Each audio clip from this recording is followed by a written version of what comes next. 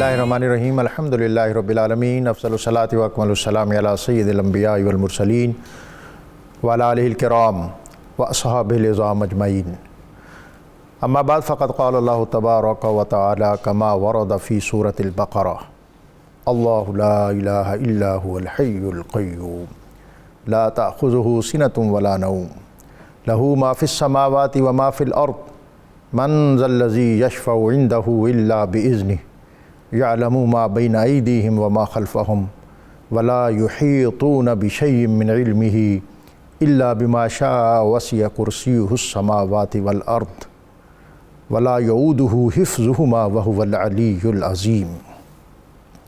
अल्लाह के सिवा कोई इबादत के लायक नहीं, हमेशा ज़िंदा रहने वाला है, सारे आलम को अपनी तदबीर से कायम रखने वाला, ना उसको ऊँघ आती है और ना नींद। और जो कुछ आसमानों में है और जो कुछ ज़मीन में, सब उसी का है। कौन ऐसा शख्स है जो उसके हुजूर उसके इज़्न के बग़ैर सिफारिश कर सके। जो कुछ मखलूक़ात के सामने हो रहा है या हो चुका है और जो कुछ उनके बाद होने वाला है, उसको वो सब जानता है और वो उसकी मालूमात में से किसी चीज़ का भी इहाता नहीं कर सकते मगर जिस कदर वो चाहे। और उसकी कुर्सी यानी सल्तनत और हुकूमत तमाम आसमानों और ज़मीनों पर मुहीत है और उस पर इन दोनों यानी ज़मीन व आसमान की हिफाजत हरगिज़ दुश्वार नहीं। वही सबसे बुलंद रुतबा और सबसे बड़ी अज़मत वाला है। सदक़ल्लाहुल अज़ीम। लफ्ज़ लफ्ज़ नूर और हर्फ हर्फ रोशनी से आरास्ता नूर कुरान के साथ ताहिर बुखारी आपसे मुखातिब है। नाज़रीन, इस कारगाह हयात में हर शख्स चाहता है कि उसका सफ़र कामयाबियों और कामरानियों से आरास्ता हो। उरूज, इर्तिक़ा, बुलंदी और पेशवाई को वो हासिल करना चाहता है। डोरी का उलझाव अगर दूर करना हो तो वो उस वक्त आसान होती है जब उसका सिरा मुयस्सर आ जाए। हर ताले की एक कुंजी होती है जिससे वो खुलता है, लेकिन एक कुंजी और चाबी ऐसी होती है जिसकी हैसियत शाह कलीद की होती है, जिससे हर ताला खुल जाता है। आज हम ऐसी ही एक आया करीमा जो अल्लाह रब्बुल इज़्ज़त की अज़मत, जलालत और तौहीद के उन्वानात से मुज़य्यन और आरास्ता है, उससे इक्तिसाब फैज़ करेंगे। नबी अकरम रसूल मोहतशम सल्लल्लाहु अलैहि वसल्लम आपने एक मरतबा अपने प्यारे सहाबी उबई बिन काब से पूछा कि ए उबई, क्या तू बता सकता है कि कुरान पाक की सबसे जलीलुल कदर और सबसे मोतबर और मोहतरम शान आयत कौन सी है। सहाबा इकराम का एक उसलूब था, वो जानते थे कि ऐसा सवाल बाज़ औक़ात नबी अकरम सल्लल्लाहु अलैहि वसल्लम हमें तालीम देने के लिए फ़रमाते हैं, हमें इल्म का शौक़ दिलाने के लिए फ़रमाते हैं, बाज़ औक़ात हमारी मालूमात में इजाफ़े के लिए करते हैं।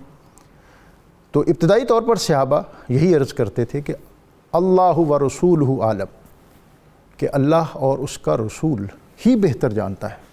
और अगर सहाबा इकराम से नबी अकरम रसूल मोहतशम सल्लल्लाहु अलैहि वसल्लम ये कोई सवाल दोबारा फ़रमाते तो सहाबा समझ जाते कि इस मौजू पर नबी अकरम सल्लल्लाहु अलैहि वसल्लम हमारा इल्म और हमारी मालूमात और हमारा सबक, कि जो मैंने इनको सिखाया है, जो मैंने इनको बताया है, वो किस हद तक इनको मुस्तहज़र है, ये जानना चाहते हैं। तो हज़रत उबई बिन काब ने अर्ज़ की, या रसूल अल्लाह, कुरान पाक की जो सबसे आला और उम्दा आयत है, जो अज़ीम आयत है, वो आयतुल कुर्सी है। नबी अकरम रसूल मोहतशम सल्लल्लाहु अलैहि वसल्लम ने हज़रत उबई बिन काब के सीने पर हाथ रखा और प्यार से ज़रब लगाई और शाबाश दी। ये बात वाज़ेह रहे कि नबी अकरम रसूल मोहतशम सल्लल्लाहु अलैहि वसल्लम ने हज़रत उबई बिन काब को कुरान का बेहतरीन कारी करार दिया था। और बेहतरीन कारी का मतलब सिर्फ़ कुरान पढ़ना नहीं है, बल्कि उलूम कुरान के हवाले से قرآن کے فہم کے حوالے سے بھی حضرت ابی بن کعب جو ہیں ان کی حیثیت بہت معروف اور معتبر تھی۔ آیت الکرسی آج کا ہمارا موضوع ہے۔ یہ قرآن پاک کے اندر بالخصوص اپنے جلو میں توحید کے حوالے سے بہت جامع مضامین رکھتی ہے، اور اس کا ایک خاص ربط ہے سورۃ الاخلاص کے ساتھ۔ جس طرح سورۃ العصر کا تعلق آیت البر، جس کا ہم نے 3 دن پہلے تذکرہ کیا، قرآن پاک کی مختلف آیات اور مختلف صورتیں ان کا اپنے مضامین کے اعتبار سے ایک خاص تعلق اور ایک خاص واسطہ ہے۔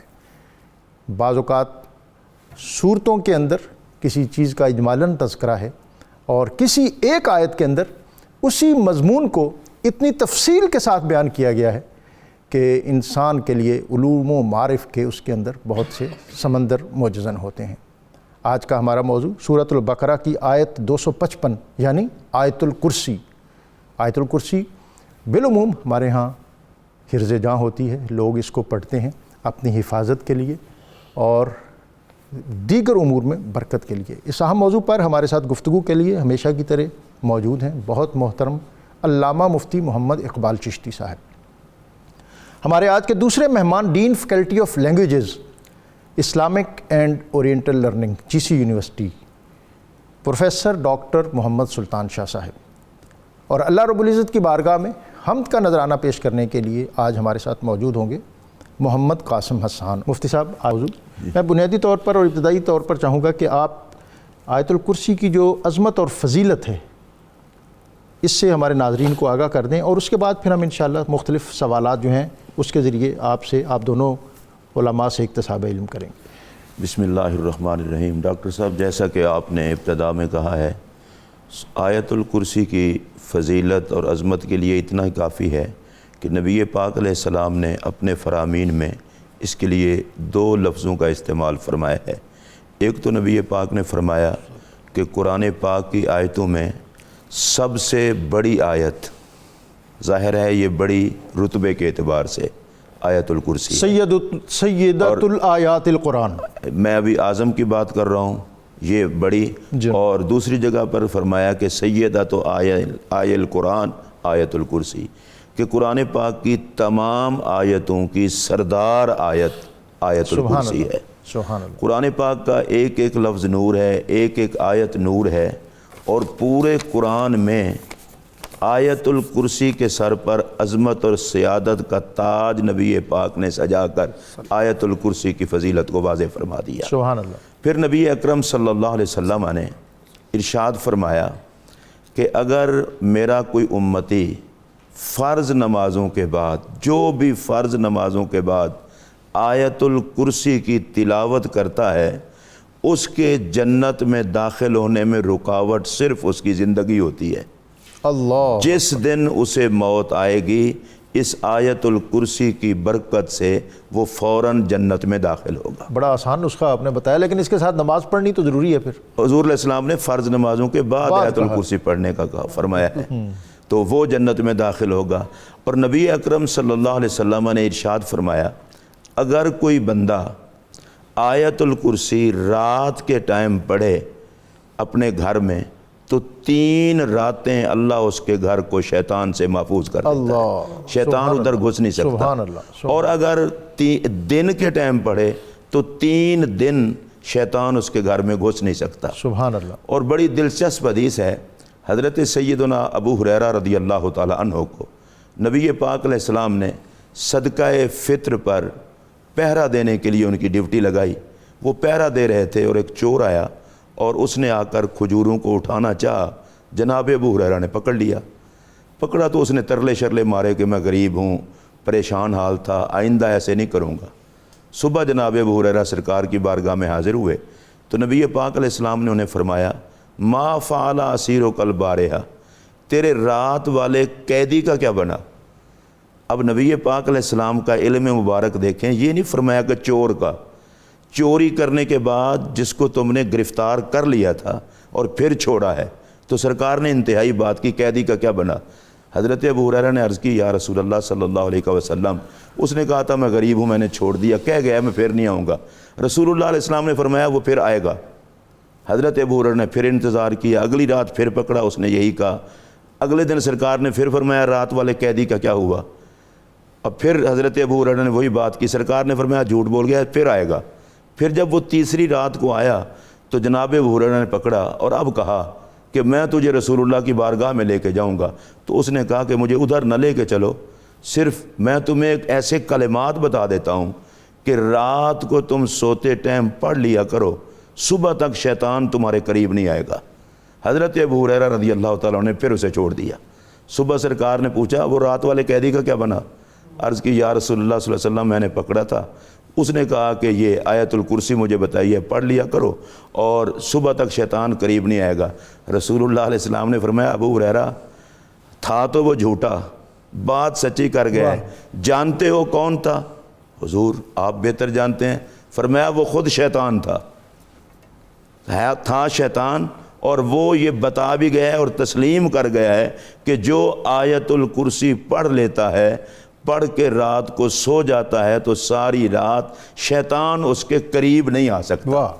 تو آیت الکرسی کی فضیلت اور اس کو عظمت والی اور تمام آیتوں سے اس کا سردار اس لیے کہا گیا ہے۔ ڈاکٹر صاحب تمام انبیاء کرام کا متفقہ اور مشترکہ نقطہ ہے نقطہ توحید، اور عقائد میں تمام عقیدوں کی اصل ہے عقیدہ توحید۔ جناب آدم علیہ السلام سے لے کر حضور علیہ السلام کی ذات گرامی تک تمام انبیاء کرام نے ساری مخلوقات کو جس ایک بات پر جمع فرمایا وہ ہے اللہ تبارک و تعالیٰ کا وحدہ لا شریک ماننا۔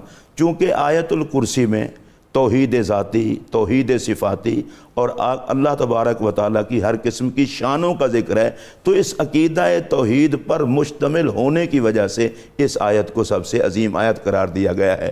ہمارے ناظرین کو چاہیے کہ ہم طرح طرح کی باتوں میں ہوتے ہیں کہ ہمیں وسوسے بہت پڑتے ہیں، ہمارے بچے بہت ڈرتے ہیں، رات کو خواب بڑے گندے آتے ہیں، تو بھئی رسول اللہ علیہ السلام نے آپ کو بتا جو دیا ہے، فرما جو دیا ہے کہ آیت الکرسی پڑھ لو، یہ آیت الکرسی پڑھنے سے اللہ خود تمہاری حفاظت فرمائے۔ اللہ اکبر۔ ڈاکٹر صاحب توحید کے حوالے سے جیسا توحید ذاتی اور توحید صفاتی کا مفتی صاحب نے اپنے اختتامی پیرائے میں ذکر کیا کہ توحید کی جو جامع ترین آیت ہے، جس بلکہ بھرپور اور مکمل پیکج ہے، وہ آیت الکرسی ہے۔ جناب جی بسم اللہ الرحمن الرحیم، نحمدہ ونصلی ونسلم علی رسول الکریم، اما بعد۔ ڈاکٹر صاحب توحید باری تعالیٰ کے حوالے سے قرآن مجید میں مختلف مقامات پر اللہ تعالیٰ نے ایسی آیات نازل فرمائیں جس سے یہ کنسیپٹ پوری طرح واضح ہو جائے۔ سبحان اللہ۔ سب سے پہلے تو یہ ہے کہ اللہ تعالیٰ اپنی ذات کے حوالے سے وحدہ لا شریک ہے۔ پھر دوسری بات اپنی صفات کے حوالے سے، جس میں یعنی اللہ تعالیٰ میں جو بھی صفت ہے وہ کامل ترین صرف اللہ میں وہ پائی جاتی ہے، باقی لوگوں میں اس کا حصہ ہو سکتا ہے اور وہ بھی اللہ کی عطا سے ہوتا ہے۔ سبحان اللہ۔ اچھا، اس کے بعد جو ہے اللہ تعالیٰ کا عبادت کے لائق ہونا، اور اسی طرح اللہ تعالیٰ کا جو ہے یعنی شروع سے ہی پہلی آیت پہ سب سے پہلے ہے اللہ لا الہ الا ہو، کہ اللہ تعالیٰ وہ ذات ہے کہ اس کے علاوہ کوئی دوسرا الہ نہیں۔ الہ کہتے ہیں معبود کو جو عبادت کے لائق ہو۔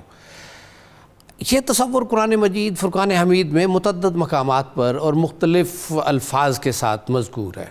کہیں اللہ تعالیٰ نے فرمایا ہے وَإِلَٰهُكُمْ إِلَٰهٌ وَاحِدٌ، اسی طرح کہیں یہی بات لا الہ الا اللہ، یہ 12 بار یہ قرآن مجید فرقان حمید میں یہ جملہ آیا ہے۔ اسی طرح یہ لا الہ الا ہوا، پھر لا الہ الا آنا، پھر یہ مختلف یعنی اسی مضمون سے مختلف الفاظ کے ساتھ مختلف پیرائے میں اللہ تعالیٰ نے بیان پھر ایک اور بھی کام ہے کہ اللہ تعالیٰ نے اپنے نبی مکرم صلی اللہ علیہ وسلم کو فرمایا ہے کہ یہ بات ڈائریکٹ تو میں نے فرما دی، اب آپ فرما دیجئے، قل هو اللہ احد، سبحان اللہ، اے محبوب صلی اللہ علیہ وآلہ وسلم آپ فرما دیجئے اللہ واحد ہے۔ اچھا، اب صرف اس پہ ہی نہیں اکتفا فرمایا، اللہ تعالیٰ نے شروع میں یعنی اپنا اس میں ذات دے کر، اللہ تعالیٰ کے مختلف اسماء ہیں، ان اسماء میں سے جو اللہ تعالیٰ کا اس میں ذات ہے وہ اللہ ہے، اس کے ساتھ نفی فرمائی ہر طرح کی شرک کی اور اثبات توحید فرمایا۔ پھر اس کے بعد آگے یہ فرمایا الحی القیوم، سبحان اللہ، کہ اللہ کی ذات وہ ہے، سب سے پہلے تو وہ الحی ہے، زندہ ہے، اور پھر القیوم، اور وہ یعنی زندگی کو قائم رکھنے والا ہے۔ قیوم میں 3 معنی ہوتے ہیں۔ پہلی بات یہ ہوتی ہے وہ ذات جو تخلیق کرے، دوسری بات یہ ہوتی ہے کہ وہ جو نشو و نما دے، سبحان اور اللہ، تیسری چیز یہ ہوتی ہے کہ پھر اس کو اس کی بقا کا بھی وہی ضامن ہو۔ سبحان اللہ، تو اللہ تعالیٰ نے یہاں تینوں چیزیں یعنی جو ہے فرمایا کہ میں تو ایسی ذات ہوں جو ہمیشہ سے ہوں، ہمیشہ رہنا ہے، یعنی ابدی حیات صرف اللہ کریم کے پاس ہے۔ یعنی زندگی تو انسانوں کے پاس بھی ہے، ہاں، لیکن جو باقی سب کے پاس زندگی ہے وہ میری عطا کردہ ہے، حیات مستعار ہے، ہاں حیات مستعار ہے، اور اس میں تینوں چیزیں ہیں کہ سب سے پہلے زندگی بھی میں نے عطا کی ہے، پھر اس زندگی کی نمو نشو و نما بھی میں نے ہی کرنی ہے۔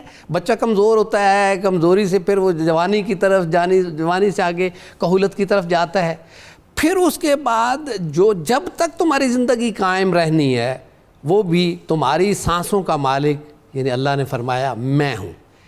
پھر اس سے اگلی آیت کا اور اس کا بڑا یعنی اس سے اگلے جملے کا اور اس کا بڑا ربط ہے، کیا فرمایا الحی القیوم، اور آگے فرمایا لا تأخذہ سنۃ ولا نوم، کہ اللہ کی ذات وہ ہے کہ جسے نہ اونگ آتی ہے یا نہ نیند آتی ہے۔ کیوں؟ اچھا، اب یہاں کیوں فرمایا ایسا؟ اللہ کی ذات قیوم ہے، یعنی زندگی کو قائم رکھنے والی ہے۔ اب زندگی کو قائم رکھنے والی ہستی اگر اس کو اونگ آئے تو پھر اس کی قیومیت میں فرق آتا ہے، پھر وہ پوری طرح قیوم نہیں ہوتا، اور اگر نیند آ جائے تو پھر تو ربطی منقطع ہو جاتا ہے۔ تو اللہ کی ذات تو وہ ہے جو ہماری زندگی کے ہر سانس اس کی وجہ سے ہے، اور اسی کی وجہ سے ہم قائم دائم ہیں۔ تو پھر آگے یہ مضمون آگے اسی طرح چلتے جاتے ہیں، پھر اللہ تعالیٰ کے اختیارات اور اللہ تعالیٰ کا کمال، اللہ تعالیٰ کے وسعت علم اور اس کی کرسی کا ذکر ہے۔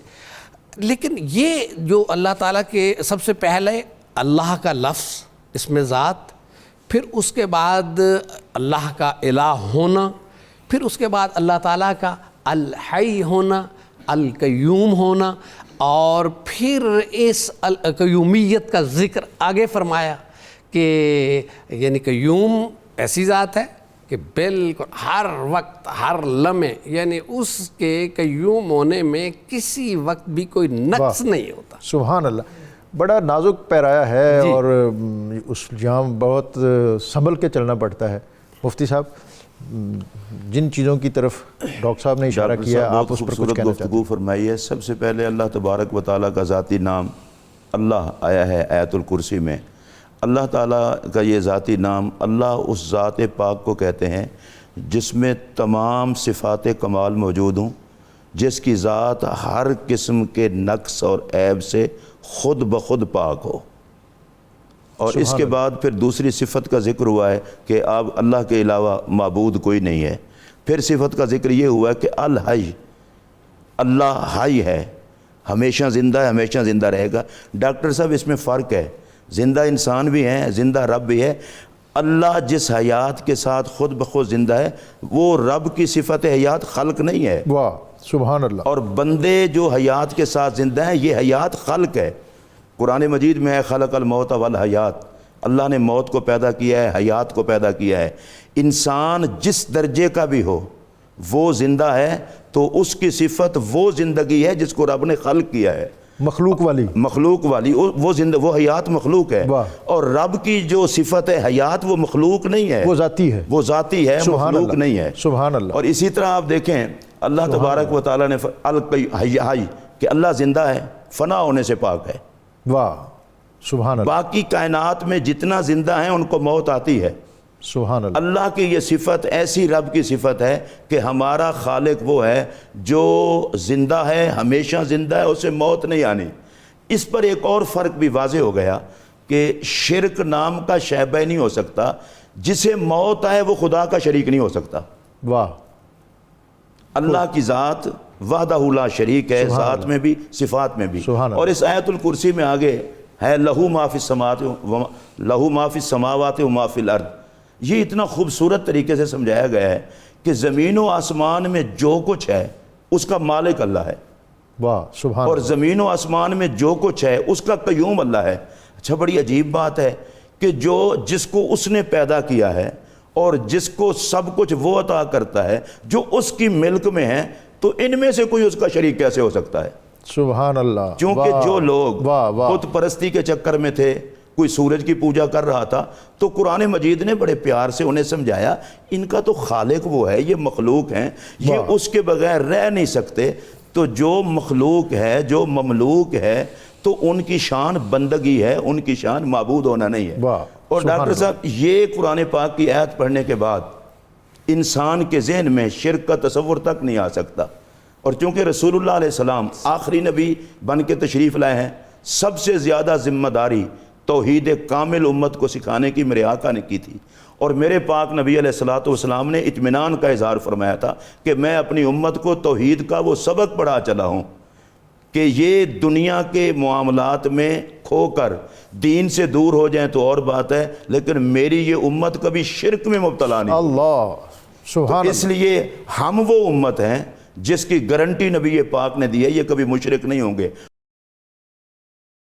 نبی اکرم رسول محتشم صلی اللہ علیہ وسلم نے فرمایا کہ جس نے صبح کے وقت آیت الکرسی اور اس کے ساتھ حامیم تنزیل الکتاب من اللہ العزیز العلیم اس کو پڑھا تو وہ شام تک، اور جس نے شام کو پڑھا وہ صبح تک محفوظ رہے گا، اور بہت زیادہ اللہ تعالیٰ کی حصار اور حفاظت میں آ جائے گا۔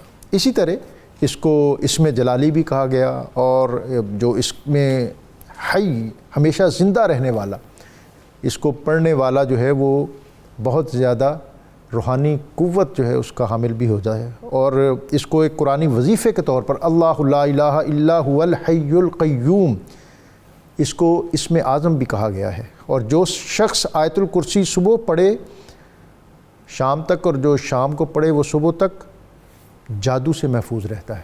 آج کل ہماری سوسائٹی میں ہمیں بڑے گلے شکوے ہوتے ہیں لوگوں سے، اور معمولی طبیعت خراب ہونے پر بھی ہم سمجھتے ہیں کہ شاید ہم پر کسی نے کچھ کر دیا ہے، اور پھر طرح طرح کے جو لوگ ہیں ان کے پاس جا کر اس کا علاج ڈھونڈتے ہیں۔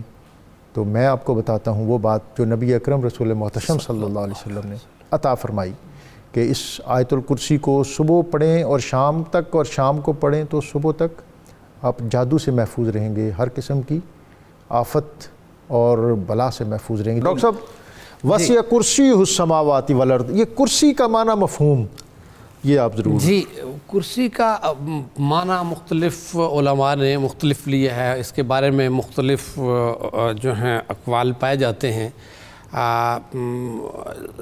ایک قول جس پر زیادہ یعنی لوگوں کا اس طرف میلان ہے وہ یہ ہے کہ کرسی سے مراد اللہ تعالیٰ کا علم ہے۔ سبحان اللہ۔ بعضوں نے قدرت کاملہ بھی کہا اور اس طرح کے معنی ہیں، لیکن جو جسٹس پیر محمد کرم شاہ الازہری علیہ رحمہ نے تفسیر ضیاء القرآن میں اس کو اختیار کیا۔ آپ نے فرمایا ہے کہ کرسی سے مراد اللہ تعالیٰ کا علم ہے۔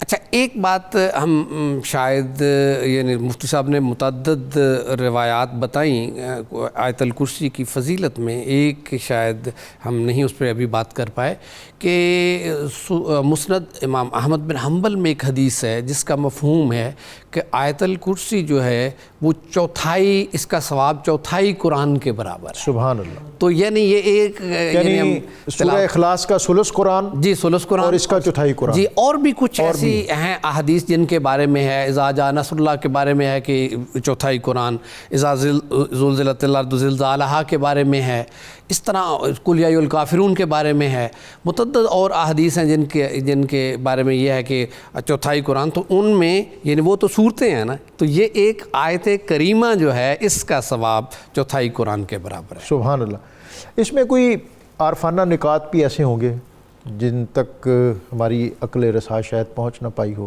ایک تو اس پر بھی، اور ایک میں چاہوں گا چونکہ آخری مرحلے میں ہے پروگرام، آیت الکرسی بڑی تفصیل سے آپ نے، لیکن بطور خاص جو عظمت الہی ہے، جو اس کی جلالت اور اس کی شان، حضرت خواجہ نظام الدین اولیاء فرمایا کرتے تھے کہ قرآن پڑھو تو یہ محسوس کرو کہ اس کی عظمت اور جلالت تمہارے قلب و نظر پر جلوہ گر ہو رہی ہے۔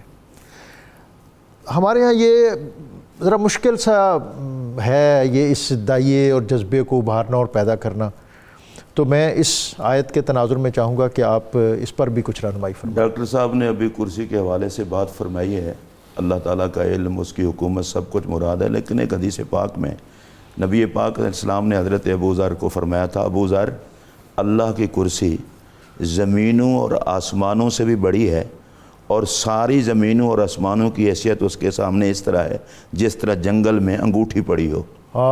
تو زمین و آسمان اتنے ہیں اور رب کی کرسی اتنی، چونکہ حدیث پاک میں ہے، یہ معنی بھی سارے علماء نے بیان فرمائے ہیں، تو اس سے بھی اللہ کی جلالت کی شان ہے کہ اس کی کرسی اتنا بڑی ہے۔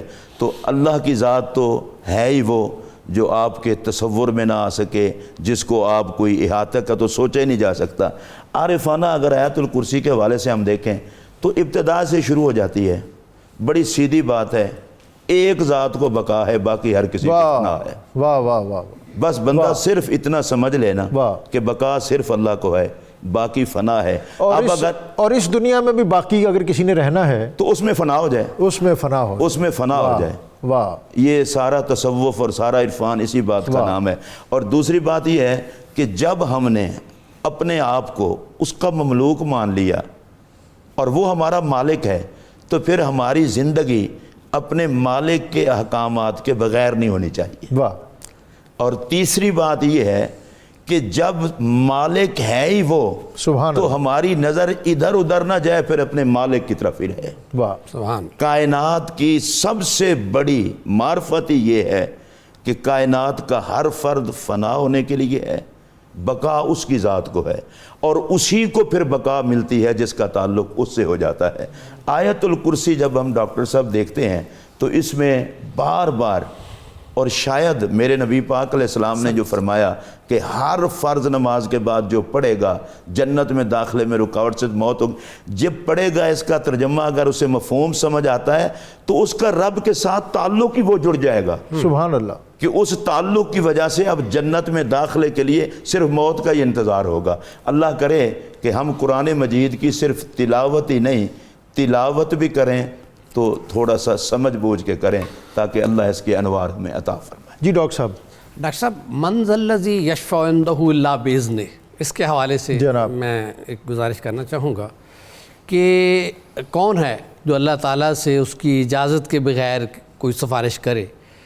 تو یہاں یہ نہیں ہے کہ شفاعت کا عقیدہ جو ہے وہ اس کے خلاف کوئی بات جا رہی ہے، قطعاً نہیں ہے، بلکہ یہاں تو یہ فرمایا کہ اللہ تعالیٰ جن کو یا جس ہستی کو اجازت مرحمت فرمائیں گے وہ اللہ کے حضور شفاعت کرے گا۔ اور حضور علیہ الصلوۃ والسلام تو شفیع اعظم ہیں نا، آپ صلی اللہ علیہ وآلہ وسلم کی ذات اقدس تو وہ ہیں کہ قیامت کے دن آپ صلی اللہ علیہ وسلم نے فرمایا کہ میں اللہ کے عرش کے نیچے جاؤں گا اور سجدے میں چلا جاؤں گا، اور جب تک اللہ چاہیں گے میں سجدے میں ہی رہوں گا۔ پھر اللہ فرمائے گا کہ آپ سجدے سے سر اٹھائیے اور مانگیے، آپ کو عطا کیا جائے گا، آپ شفاعت کیجئے نام لیجئے، جس کا نام لیں گے میں اس کی شفاعت فرماؤں گا۔ سبحان اللہ۔ تو اللہ تعالیٰ کی ذات نے نبی کریم صلی اللہ علیہ وسلم کو ہمارا شفیع بنا کر بھیجا ہے، اور ہم سب حضور نبی کریم صلی اللہ علیہ وسلم کی شفاعت کے طلبگار ہیں۔ تو اس سے کسی طرح کا توحید میں اور آپ صلی اللہ علیہ وسلم کے شفیع ہونے میں کوئی ٹکراؤ نہیں واہ ہے، سبحان اللہ۔ کیونکہ آپ کو اللہ تعالیٰ نے ہی شفیع بنایا ہے، اس نے ہی آپ کو یہ مرتبہ عطا کیا، اور قیامت کے دن آپ کی سفارش قبول کی جائے گی۔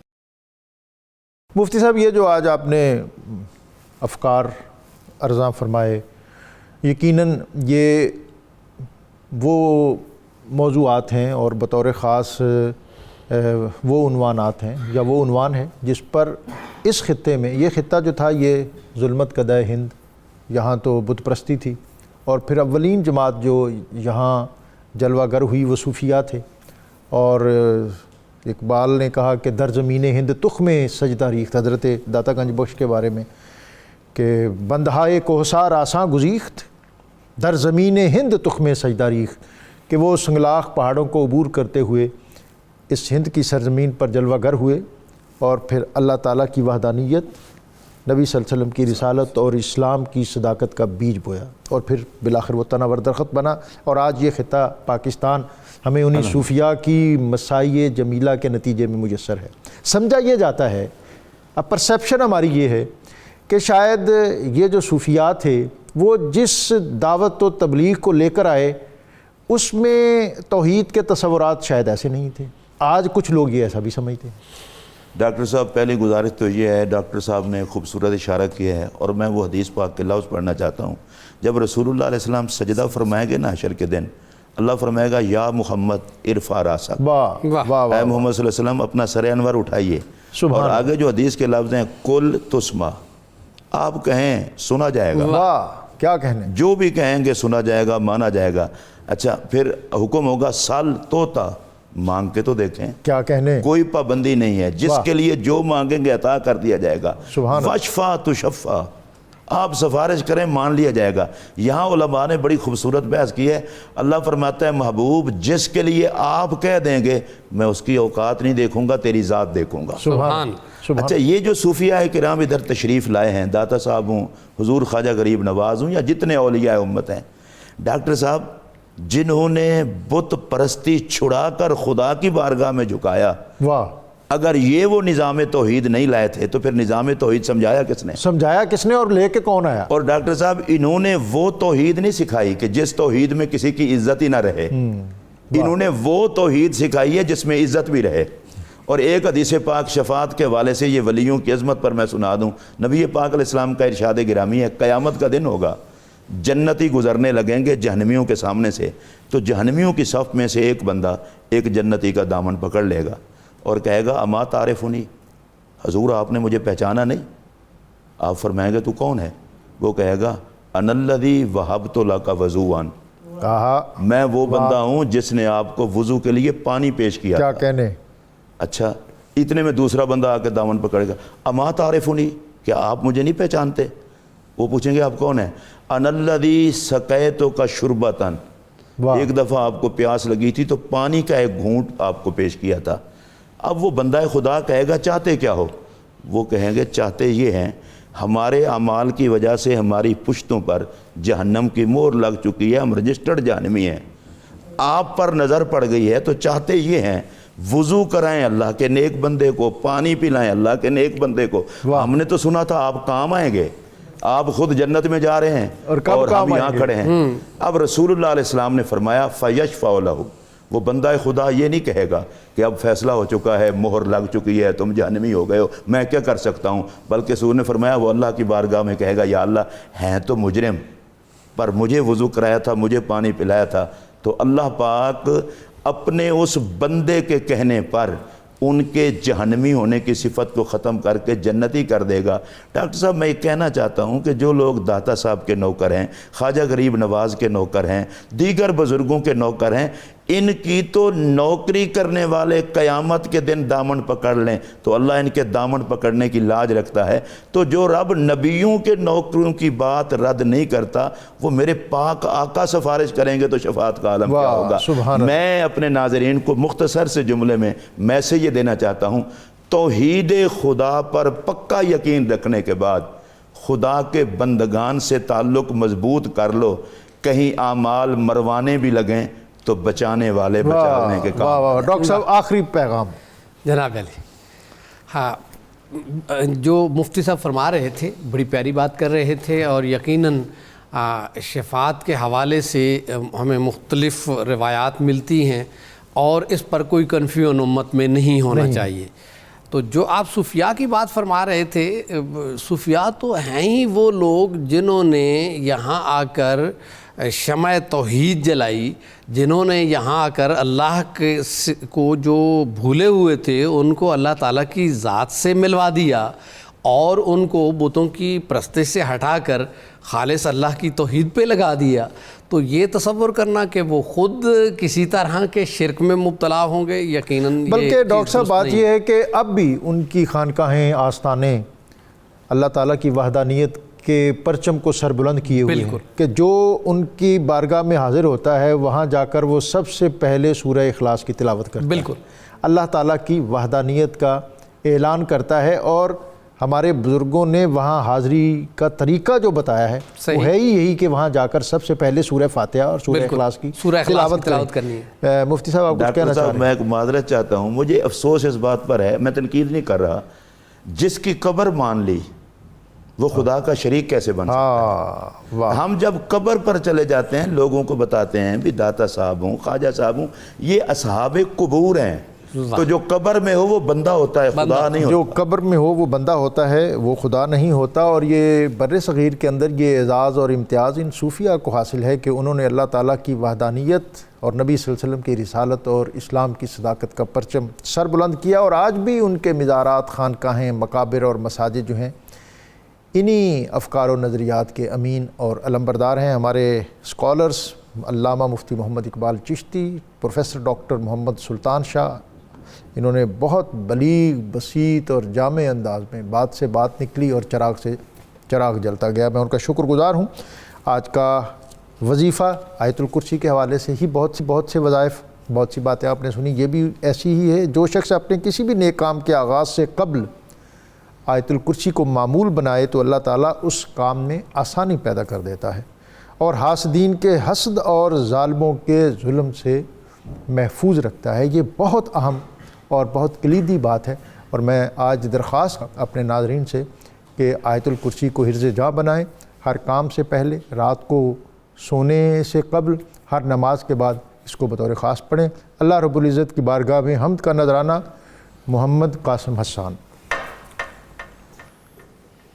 الہی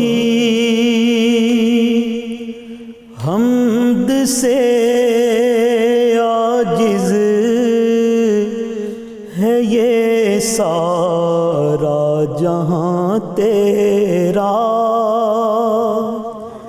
جہاں والوں سے کیوں کر ہو سکے ذکر و بیان تیرا. زمین و آسمان کے ذرے ذرے میں تیرے جلوے، زمین و آسمان کے ذرے ذرے میں تیرے جلوے، نگاہوں نے جدھر دیکھا نظر آیا نشان تیرا. ٹھکانہ ہر جگہ تیرا سمجھتے ہیں جہاں والے، ٹھکانہ ہر جگہ تیرا سمجھتے ہیں جہاں والے، سمجھ میں آ نہیں سکتا ٹھکانہ ہے کہاں تیرا، تیرا محبوب پیغمبر تیری عظمت سے واقف ہے کہ سب نبیوں میں تنہا ہے وہی ایک رازداں تیرا، جہان رنگوں بو کی وسعتوں کا رازداں تو ہے، جہان رنگوں بو کی وسعتوں کا رازداں تو ہے، نہ کوئی ہم سفر تیرا نہ کوئی کارواں تیرا، تیری ذات معلا آخری تعریف کے لائق، چمن کا پتا پتا روز و شب ہے نغمہ خواں تیرا، الہی حمد سے عاجز ہے یہ سارا جہاں تیرا، جہاں والوں سے کیوں کر ہو سکے ذکر و بیان تیرا۔